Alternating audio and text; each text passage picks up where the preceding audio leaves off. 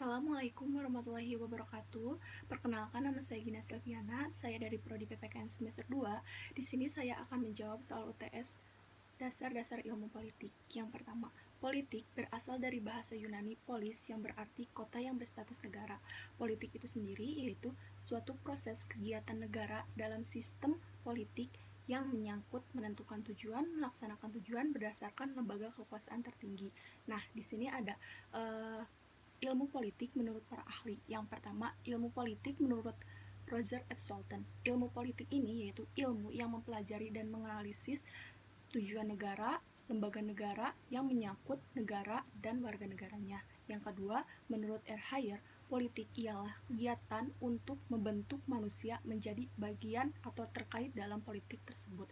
Dan menurut Plato, ilmu politik yaitu ilmu yang membahas siapa yang menentukan dan siapa yang memiliki kebijakan tersebut. Dan menurut Aristoteles, yaitu ilmu politik adalah ilmu yang membahas atau ilmu tentang terbentuknya ilmu politik atau ilmu negara tersebut. Dan menurut saya pribadi, ilmu politik yaitu ilmu yang mempelajari atau membahas tujuan negara, dan ilmu atau cabang ilmu sosial yang membahas mengenai ilmu politik dan teori politik tersebut.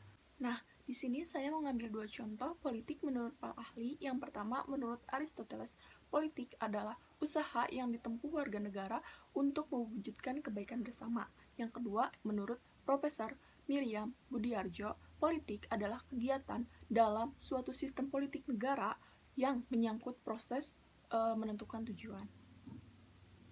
Nah, di sini ada makna politik dan ilmu politik. Di sini ada makna politik menurut Ramlan Subakti.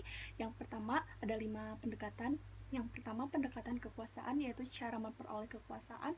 Yang kedua, pendekatan moral, yaitu sesuatu yang mulia karena di dalamnya mendiskusikan tentang good society. Yang ketiga, ada makna institusional, yaitu negara dengan institusi-institusinya.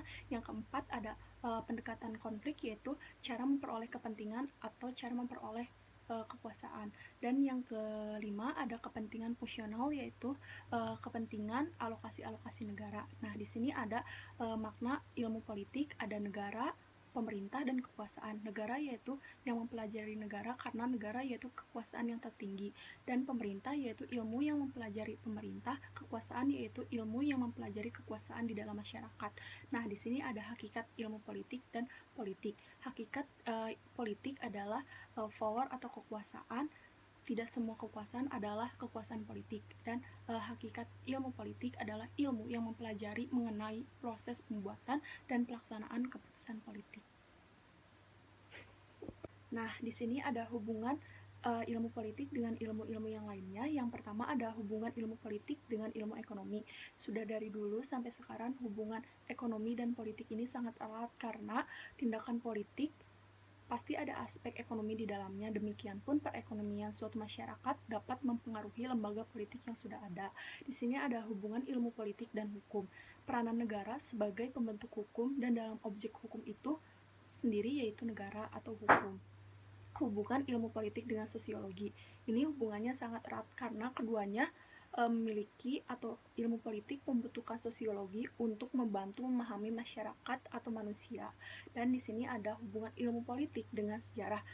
Pasti ini sangat berkaitan karena kenapa? Karena di dalam politik pasti memiliki peristiwa-peristiwa atau sejarah di masa lalu. Nah, jadi sejarah di sini sangat penting, sangat keterkaitan dengan. Nah, di sini ada hubungan ilmu politik dan antropologi.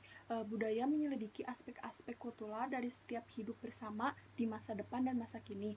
Jadi, hubungan keduanya sangat erat karena kebudayaan masyarakat menyelidiki hasil-hasil antropologi dan dapat bermanfaat bagi ilmu politik. Sekian jawaban hasil UTS mengenai dasar-dasar ilmu politik. Billahi taufiq wal hidayah. Wassalamualaikum warahmatullahi wabarakatuh.